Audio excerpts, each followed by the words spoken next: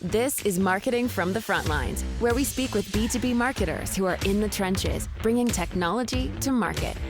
Here's your host, Brett Stapper, CEO of Frontlines.io.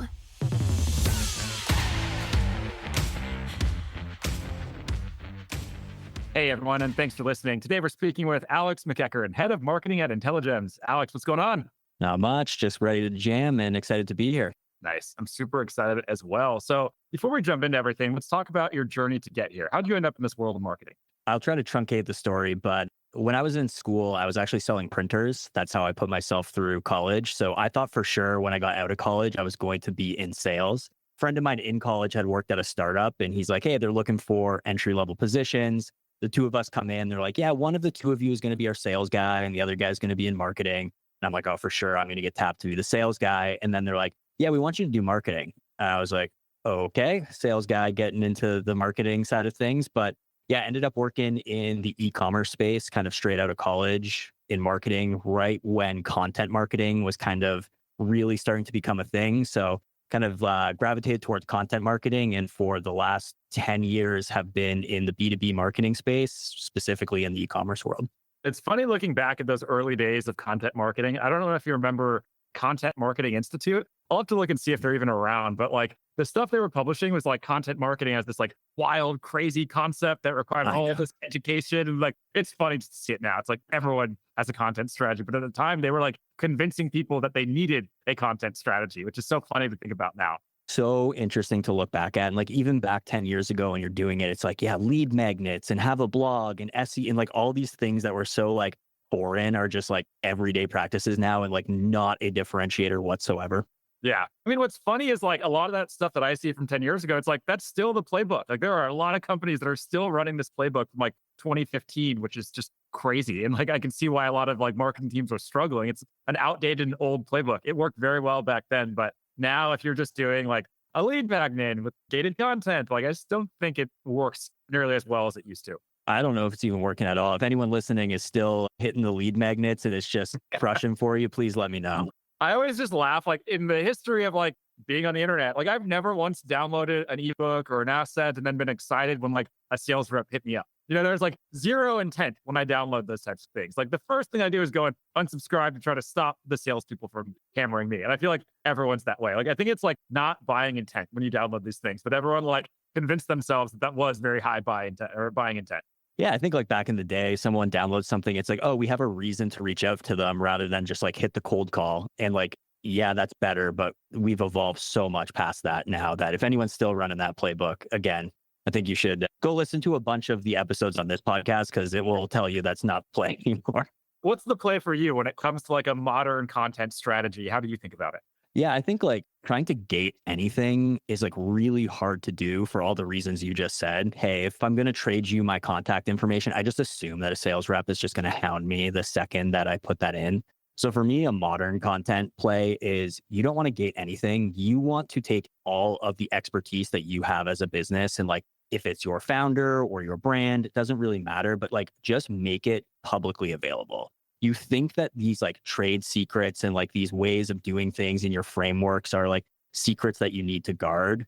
They are not. If you get those out into the world, like that's what piques people's interest. And then you're going to get more of those inbound, like that inbound demo flow coming in from having your content kind of circulating the internet more than, hey, I'm going to trade my contact information for something. I think if you're going to do that, like the new world lead magnet is like an IRL event or some sort of like elevated conference. Like you really have to go above and beyond now if you're going to get someone to trade their contact information for a piece of content. How do you get the founders bought in? Because I have these conversations a lot, and there's a lot of founders where like, hey, a lot of them don't even like believe in marketing. You know, especially if you look at like a tech founder, like not all of them are throwing a background in engineering. Like they just think like the best product wins. And then we talk about this idea of just like free information. Like I see a lot of pushback from founders just saying like, how are we going to get the ROI or justify the ROI of this? Like, how have those conversations worked for you? Have you always just been like blessed by the startup gods that founders that get it? Or have you ever had to have, you know, like kind of heart to heart conversations to educate them?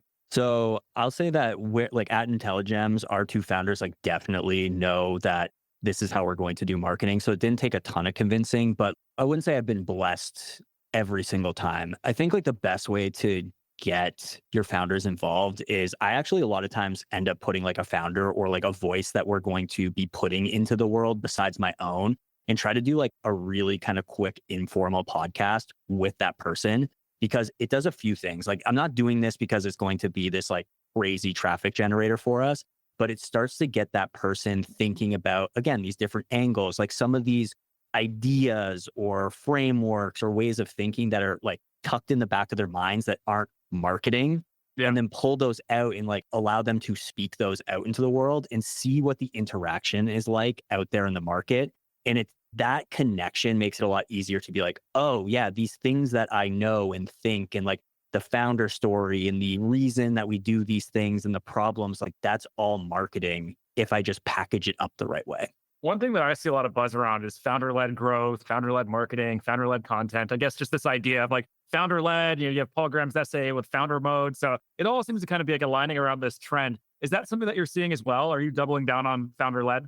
I wouldn't say we're doubling down on it. I think that it's easier to build an audience and credibility around a person than it is a brand. So I think this concept of like founder-led growth is really just about like tying people to the brand. And I think the easiest person at a company to do that with is a founder.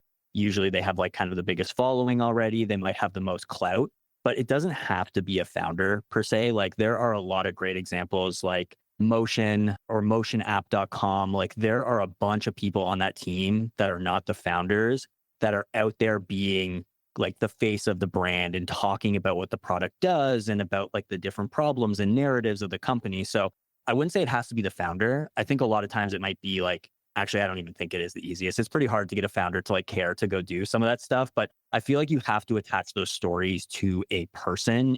You don't have to, but I think it'll be a lot easier to get traction out there, especially on social as a person rather than a brand.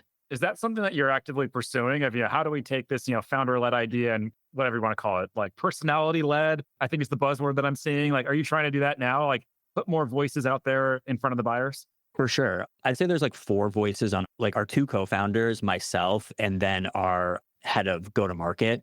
We're trying to get like those voices out into the ecosystem a lot more. And one of the ways, don't go look at this right now, but like trying to build this up to be kind of like we're doing all this content creation in a bunch of different spots. So like our founders have a newsletter that they publish once a week. I have a podcast. We have like a bunch of talks at different conferences, these sorts of things where what I'm really trying to do is take all these pieces of content and then like remix them and then put them across those 4 people. So like one of the co-founders and I might do a podcast. Okay, what was the key point of that podcast? And can we remix that and have it come from our other co-founder to give it like a different spin and put it out there? And like trying to find these ways to talk about all these storylines where it's not just like, oh, Alex and Adam did a podcast. And then Drew comes in and says like, Alex and Adam did a podcast. No, like, hey, what was the actual storyline of that? And can I remix it and put my own spin on it and kind of tell it in a different way?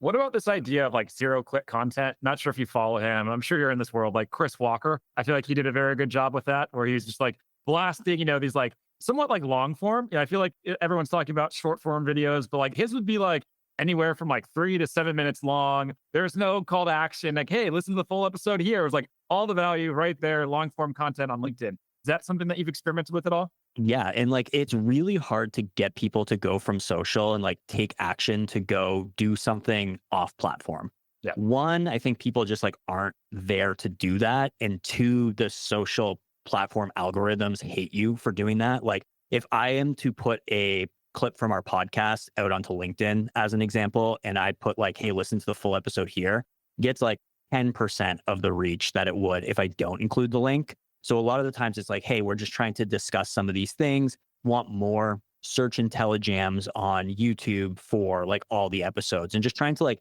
get the content out there. Again, I'm not trying to trade it for like a subscribe of the podcast. I just want that information to be out there so that it creates this ecosystem of like, oh, they're constantly talking about A, B, and C topics. And the second I think about that, okay, Intelligems is coming to mind for that.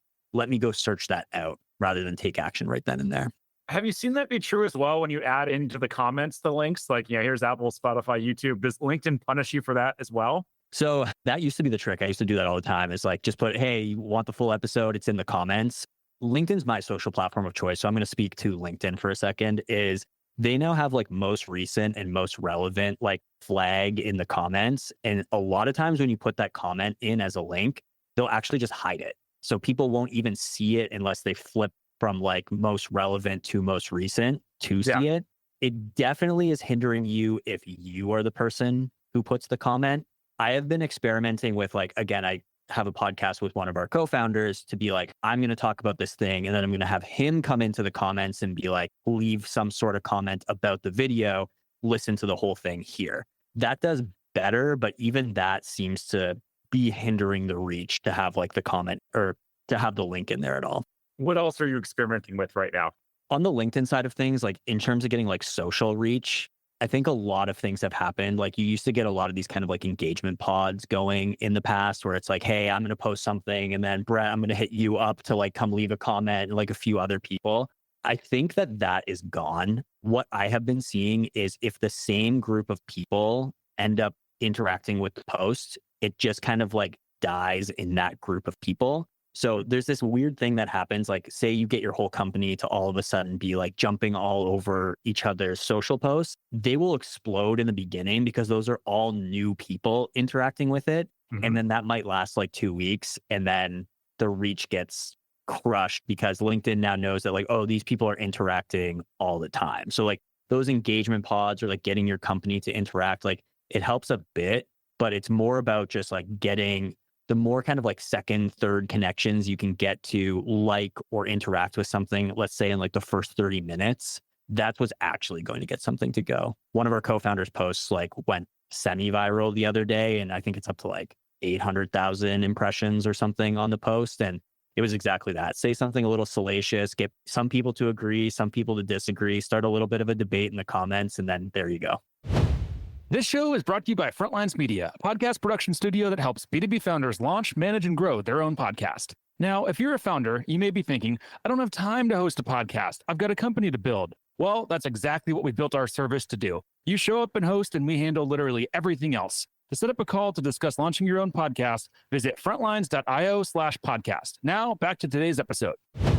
What's the like floor for you? If you look at like an episode, or I guess let me go back. Like, what metrics are you measuring to determine the success of an episode? So I actually don't really look at the specific metrics of an episode. Like I view, again, like podcasting or content creation that is going to social as I want this to be viewed by my ICP. And a lot of times, like it's not even that they're like leaving comments or liking anything, but like we get a lot of people who come in through the inbound demo process and they'll say, yeah, I heard like I was listening to this podcast, or yeah, your founder said this, or I heard about you over here. So this is kind of like a cop-out answer, but like I'm actually not really looking at any metrics specifically other than I want people to be referencing what we're talking about when they come and talk to our sales team or when they interact with us. Like, hey, yeah, your framework makes a ton of sense. Tell me how I'm going to use Intelligems to execute on that. So yeah, I think other than that, some of the referenced episodes get like, I don't know, 30 views, but like it hit on that one person who actually comes in and books a demo and it's like a massive contract for you. That's better than getting, I don't know, 1,000 views on that or 1,000 listens on that podcast and didn't actually generate any interest in your core market. Yeah, I always have to battle with that on LinkedIn posting myself. I can go and publish like, oh, ultra running, I learned this, blah, blah, blah. And like, it'll be a banger. I'll get, like 1,000, a few thousand likes on it. And then I go and post another one of like the ROI of podcasting and it gets 10, but it's like 10 people who are like my exact ICP. And like ego wise, it makes me sad to see that one. But like business wise, for sure, that makes way more sense than like all of the people who saw this like ultra running post. But like, who cares? Because they're not my ICP. Like there's zero benefit or relevance for me to be in front of them. I think the argument's like these both have their place, right? Like if you talk about ultra running and it goes like more viral than something about podcasting, like people now know you're a runner. People know you're into like endurance athletics and like that humanized. Like when we're talking about this like personality led content, like that helps to some extent. So like you need to balance some of those like, hey, this is who I am as a person with some of that business content because like, I don't know, there's a fine line of like, oh, this person's like now selling me. And we've gone back to the here's a lead magnet, put your email in and I'm going to hound you after that. It's like, oh yeah, if I follow this guy, it's just like, podcasting is great. Email marketing tactics to do this. Like, I want to know who you are as a person. I want to know you're a likable guy. Yeah, that's a good point. That's a very, very good point. On the other stuff you were saying too, we have a lot of people that we work with, like their main measurement is how many times is the podcast mentioned on Gong. So they're really looking at, are people talking about it? Are they hearing it? I can't remember the name of the law, but I know it started getting pushed really hard like a year ago, like the 95-5 rule or something like that, where they're saying that like 95% of your market is not actually in market to buy a solution at any given time. So they're totally immune to like any traditional marketing tactics. And of course, like decade-old playbook. So like, I think that's one of the values that a lot of the people I work with are seeing from podcasting is like, that's a way to kind of get in front of them, to build a relationship with them so that when they do move into like being in market ready to buy, you're top of mind, they trust you, you're familiar, all of that kind of stuff. So it sounds like you're approaching things in a very similar way. Very similar. And mentioning Gong's really interesting. Like we use a similar tool and like, yes, like wanting to know when that happens. We should come back to this in a second. We do a lot of like co-creation as well. Like it's slightly different than sponsorships. And like we listen for those as well in terms of people coming in. What you were talking about there, like, am I actively buying right now? Someone used Geico as an example with me once. And it was like, how often do you think a Geico ad runs and someone just like runs to their computer and like goes and buys insurance right then and there? Like, that's not the point. Is they're trying to be out there and available and like you're top of mind because you're only ever buying insurance when you bought a new car or when your current insurance runs out. Yeah. In that exact moment, I need to be thinking Geico, not that I'm currently watching that ad in like its direct response, because it's not going to be. Yeah, that's very true. What else on the podcasting side? Like, is there anything that you see, obviously a lot of podcasts are being started right now. Like, is there anything that you see just brands getting wrong? Yeah, I think like in B2B marketing, there's, hey, something becomes popular, then everyone starts doing it. And because everyone starts doing it, then no one likes it anymore. Is like, I feel like podcasting's like kind of in this sphere now where like a lot of people are doing it. So I think if you're going to do something, think about how you can be different. I think like if you're going to start a podcast, interviewing customers is like probably the thing that comes to mind is I'm going to get this customer on, we're going to talk about these things. But again, like I like to think about emotion, solution, logic is people rationalize purchase decisions with logic, but they buy on emotion. So if I'm constantly just have customers on talking about what it's like to work with your brand and asking some of those questions, it's also logic oriented that it will be appealing to people who have already decided they want Intelligems or considering it. Like that's great, but it's probably not going to draw a whole lot of new people to you. So if I was going to like build a new podcast, I would try to find like a unique angle that is like tangential to what I sell. And it's just like fun and interesting to try to get people like emotionally charged to be considering Intelligems. So at a previous company, I had a podcast and it was called Customer Hat. And we didn't talk about our product at all. We just brought in brand owners and then asked them to put their customer hat on. And we would ask them questions about what they're like as a shopper. Like everyone's always asking these people about like, hey, what are your brand tips? How do you run a successful business? And we would bring them on the show and be like, hey, what's something you bought recently? Why did you buy it? And like, it would get people to like break these, oh, did you buy because you saw like an Instagram ad? They're like, no, I didn't buy because I saw an Instagram ad. And it's like, well, how many Instagram ads do you run? Like, I run a gajillion Instagram ads. It's like, would you buy in that? No. And like, we were selling, like what we were selling was like retention software. And it was like, hey, you're doing all these ads, but like, are those effective? So it was interesting to be kind of like tangential and just like fun and interesting and not just, hey, here's what our product does. Here's our customer. That's what I see with a lot of these podcasts is like, it's like a product that has just no positioning. They launch a podcast. They don't think at all about how it's going to be positioned in the mind of their customers. And they end up just kind of doing like the same thing. We just launched a podcast with another client and it's called like One Big Idea, or it hasn't launched yet, but like that's coming out. And what we're doing instead of just like a normal interview podcast is like, obviously by the name or what the name says, like they're going to come on, they're going to have one big idea. We're consolidating it to 15 minutes and we're only going to talk about that big idea. All the questions are going to be about the big idea. There's no like, what's your background, your journey, blah, blah, blah. It's like very, very focused. And I think that's what podcasts have to do now to stand out. Like they have to do something different. Customer Hat is like genius, right? Because it's not that same boring thing that's been done 1,000 times. So big fan of those ideas. Are there any others like that you're seeing work or seeing others do or you've done yourself? I think the other thing that's been pseudo effective for us is the concept of like live streaming. So instead of doing a podcast and like cleaning it up and then like pushing it afterwards is actually just going live. So something that we're probably going to start doing more of is I'm actually considering like taking our podcast and just turning it into a live stream. So it's like, hey, I'm getting this again, one of the top reasons for doing the podcast is to have content to go to social. Yeah. So why not skip a step and just put the content to social, let people interact with it like while they're just browsing there. And then I can take those cuts anyway and turn it into additional content after that. So you kind of get like two birds with one stone. The issue that we've run into when we're trying to do that, because like we're also trying to do more live, is when you bring on guests, especially when they're like, from big Fortune 500 or larger brands, like the PR teams normally want to review the episode before it goes live, all of that stuff. So that's like the one issue that we've run into as we try to push into that is like the quality of guest almost, you have to lower it to some extent. Obviously depends on the market, but like we do a lot of like enterprise B2B podcasts. That means we're bringing on like enterprise B2B guests, and like the PR teams are not super excited about authorizing them to go on a live show as much as like I think I would love for them to do so. I get that. With Intelligems, we're mostly like mid-market, smaller businesses, so we don't run into as much like legal red tape like that. But you can get around that too by, again, if you're going to do something interesting, like the one big idea thing you were talking about is when you make these conversations less about like, hey, go into the details of your business, that's what gets the PR team nervous more often than not. But it's like, hey, like, let's talk about the one big idea, or like, let's bring the clout of this big guest from this big brand, but get them talking about something completely different. So like you get the pull of having this like, I don't know, guest with a ton of gravity without all the baggage of like, oh, are we allowed to say this? Are we allowed to say that? So like you kind of get the best of both worlds.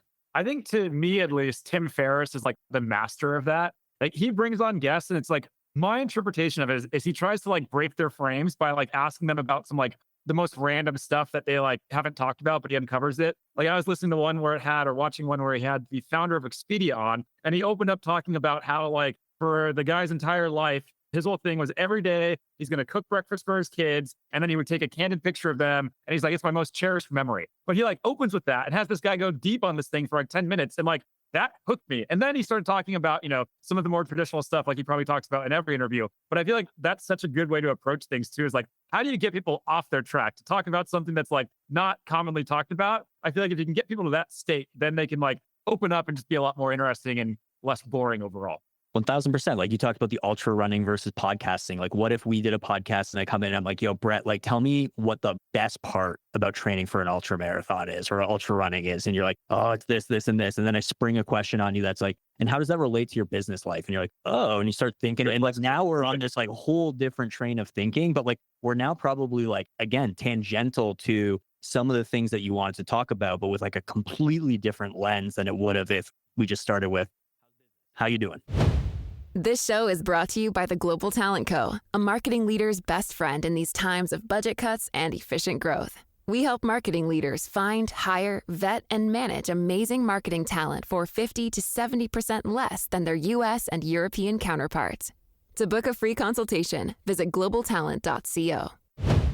Yeah, 100%. I think it ties into like, I was talking about earlier, Content Marketing Institute. Like the book I remember reading was from like, I think Joe Pelosi was his name. It was called Content Inc. And it was very much on this idea, again, this like early days of content marketing of like, just figure out your audience, build an audience or, build content for the audience. And like, you can figure out what you want to sell them. Like that's my belief with podcasts. Like the ones that I've seen fail are when we try very hard to be very close to the product. That's just going to be like super, super boring. Like it just doesn't work. But when you make it about like the persona and say, okay, it's like, VP directors, threat detection and response at enterprise B2B technology companies, like that's a very different world. And then you can serve it to them. But if you were to say like, the company I'm thinking of that we work with, like they're in the detection as code space. Like if we did the podcast as detection as code, like that would be very boring. That's very close to the product. But because it's about the persona, it's interesting and that persona wants to listen to that. So I think that's also like a line that you have to find balance between when you're working with companies or when companies are thinking about it is like, you have to almost let go of that idea of like, it has anything to do with the product. It's all about the persona.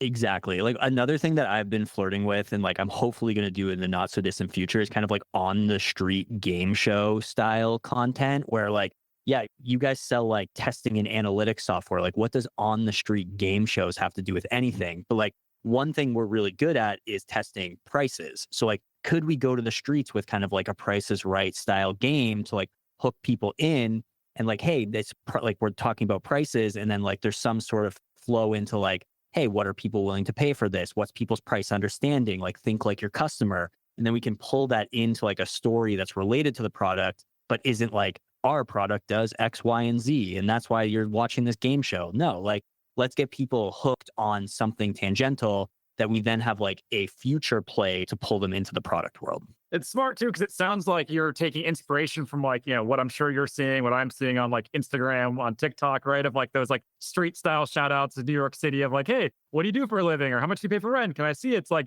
I think whenever you can take a consumer idea and bring it to the B2B world, like that's going to be much more successful than just trying to like copy what everyone else is doing in B2B land.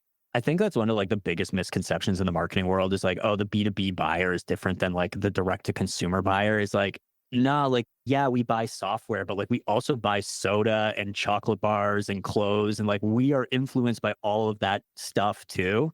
You can take that same playbook. Yeah, you probably have to do a bunch of like adaptations, but like people buy the same, like emotion, solution, logic. I'm emotionally charged on something. I want to buy it because I'm emotionally driven. I search out the solution. And then once I've decided I want it, then I'm going to rationalize it with logic.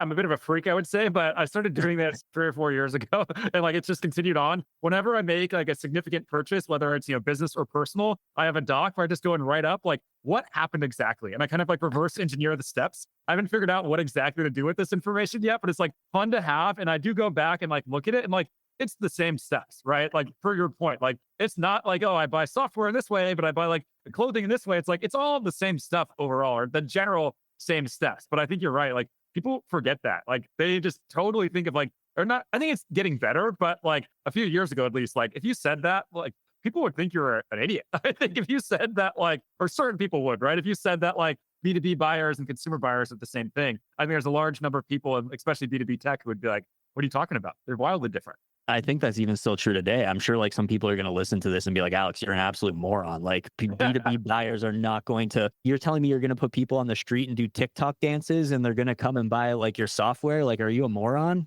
We'll see. We'll see. In terms of thoughts that maybe some people would say this guy's a moron, but you believe you're right. What else like that? I think another one that like I hear all the time is in B2B, people are constantly talking about like, hey, don't sell features, like sell the problem. That's another one that I have like a big issue with is because like, I don't know, like Brett, you have a problem. Like your guard goes up immediately when you feel like you have a problem. So I think like that's some common advice in B2B that doesn't usually land very well is like, oh, I want my sales reps to be hammering on these problems that like our potential customers have. Like everyone hates to be told they have a problem.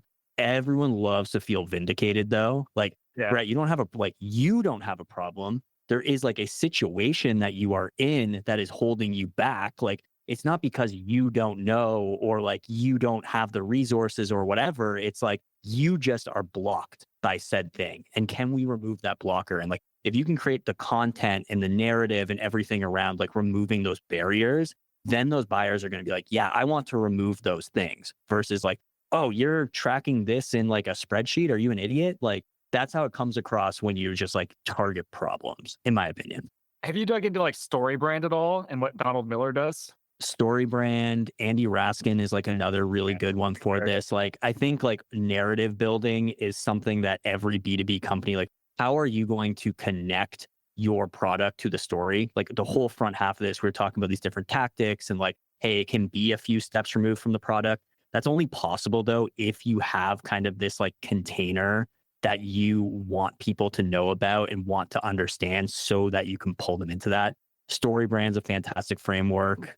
I don't even know what Andy Raskins would call his framework, but these are all ways of just like, hey, what is this story that's out there in the world and how are you going to walk it back to your product? What I see so many brands get wrong, and like I love StoryBrand, like I love the simplicity of it and it just like makes logical sense. But like this idea that like your buyer is the hero and you're the guide, I feel like if you're the guide to be like sitting there telling them like, you have a revenue problem, right? You're doing this wrong. You're doing that wrong. Like, that's not how things like should work. And like, I think buyers just reject it because it's just annoying. Like when I get those cold emails, I'm like, fuck you. Like, I don't like, that's not how you like engage me and how you sell to me. And I think there's a lot of people that feel the same. Yeah, again, I'm from like the e-com world. So there was this like famous Shopify slide deck where they were telling like their employees how they wanted to kind of position Shopify. And it was like, hey, we don't sell the Mario Fire Flower. We sell Mario who has already used the Fire Flower. Like, here's what you are capable of once you use this thing. Not like, oh, the fire flower looks like this, or like, no, like you are going to be something bigger, better, badder because of this. In that deck, did it say something about like arming the rebels or something along those lines? Yeah, that was one, like, that was another one of their big kind of pushes is like, hey, Shopify was for the entrepreneur, like go take on the big guys, like arm the rebels. So like, again, a great narrative, a great story to package that product around. Just to give Andy Raskin a shout out too, like I think he calls it strategic narrative. And I think he's very clear that like he's the creator of that, which is very fair. I don't know if you've listened to his podcast. I think it's called The Bigger Narrative, but it's just awesome and talk about different. He has his mom who's like, I don't know, probably in her 80s. She listens to every episode and then he calls her and has her record the intro to like get her take on like the episode. She's like, oh, Andy, you know, I think it was really cool. They did blah, blah, blah. Like, it's just different and funny and like hooks you. And like, I'm sitting here talking about it. I say this story all of the time. Like, it's pretty rare for like a podcast to stick with you like that, right? But like he did it and it's like not hard and it's just different. And I think just being different is key, not just for podcasting, but like marketing and just life got to be different. Everything, like have that narrative and like your product positioning and like build that, and then just look for ways to be different or creative. Like the mom thing's so funny because I actually got one of the jobs that I did get because I put a podcast out there with my mom, and it was all about like all the acronyms that we use in e-commerce and marketing. And I would just like send some of these acronyms at my mom and be like, what does this mean? And she's like, I don't know. Like she would just come up with like the craziest shit for like every single one of the acronyms. And like someone saw that and they're like, yeah, you got to come work here. That's epic. And you're at what? I think it's 1,000 episodes. You've done over 1,000 episodes across all these different podcasts. Yeah, between like personal ones, work ones, like I don't know if I'm at 1,000 yet, but I'm definitely approaching it. There's been kind of like probably 2 podcasts a week for like the last 10 years. Did you ever take the John Lee Dumas course? Do you remember that? It's like Podcast Paradise. He was like one of the OGs of what was it? Entrepreneur on Fire was his podcast course long time ago.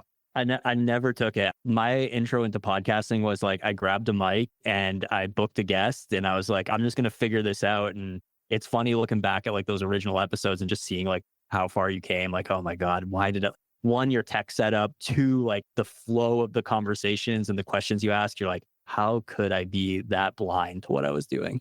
It's so painful. Like it feels like I'm calling in from like a toaster. Like the video is bad. The sound is bad. I'm like, oh, what do you do with this? I remember one of my first podcasts, I had a microphone and then the first episode I recorded, I was like, I'm picking up so much of the room. And then my solution was like, it wasn't a video podcast. So I built like a pillow fort around my mic and I would like talk into the pillow fort and get like really close. I'm like, oh, that sounds amazing. I'm going to do this all the time. And then I was like, no, we need video. Like I can't have my head inside of a pillow for all of these. Yeah, that makes sense. Let's end with a final question here. So on the topic of, like podcasts, like what are some podcasts that you turn to for inspiration? I'm going to guess that it's probably not the B2B world, probably more on the consumer side. And we can even go outside of podcasts. Let's just say like consumer brands or consumer influencers, like who's inspiring you from a content perspective? So this is going to sound terrible, but like as someone who does a lot of podcasts, I actually don't listen to a ton of podcasts myself. So I don't know if I have like a great answer there. In terms of like people who are inspiring me, I'm actually probably more inspired in the B2B world when I see brands doing it kind of like the consumer way. So earlier I mentioned a company called Motion. His name's Travis. He works at Motion and he is just doing like such an amazing job of being kind of like a, I don't know, consumer brand social presence, but in the like B2B space. Like, again, like we were saying before, 90% of it has nothing to do with the product. But then when we are talking about the product, it's just like so masterfully brought in. Like I remember the one time they were doing a conference and he had this like social post where he had like the sticky notes on his nails. Like he had just done his nails and he's like blowing on them and he has the towel on his head. And he's like, yeah, I'm getting ready for the biggest conference of the year. Strange stuff like that. Like when I see people who are like putting themselves out there like that in the B2B world, like I draw a lot of inspiration from that. Like I want more people to be doing things like that. What's the last name was like Todd something and he would just sit there and like cut up fruit. Do you know what I'm talking about? It's so good. I don't know. Like TikTok's been a wild creation. Like you see people, I don't know, knitting things and like people get obsessed with like someone chopping wood. Like it's weird the things that people will get into if you just put yourself out there. This is like a MarTech guy though, or like a marketing guy. He would sit there and like, go on some like rant about marketing, but he would just always be like slicing up a piece of fruit and then he would like eat the peel. So he was just kind of like messing with people. But it was just like, I'm talking about him still. And like, it's probably been a few years since I saw it. I think he went to like Audience Plus at one point. I think they got acquired now, but not sure what happened to him, but he was doing some amazing content at one point. That's amazing. Find something that's differentiating. And like, I'm sure if I ate a banana peel and talked about Intelligems, people would probably pay attention. Yeah, they have to, right? Amazing, man. This has been so much fun. Really enjoyed this conversation. Before we wrap up, if there's anyone listening in that just wants to follow along with you, where should we send them? LinkedIn's probably the best place. You can search for me, Alex McEachern. I'm also on Twitter, Alex MCEA. Those are probably the best two places. And if you want to follow along with what we're up to at Intelligems, just hit us up, intelligems.io. Amazing. Thanks so much, man. It's been a lot of fun. Thank you for having me. This episode of Category Visionaries is brought to you by Frontlines Media, Silicon Valley's leading podcast production studio. If you're a B2B founder looking for help launching and growing your own podcast, visit frontlines.io/podcast. And for the latest episode, search for Category Visionaries on your podcast platform of choice. Thanks for listening, and we'll catch you on the next episode.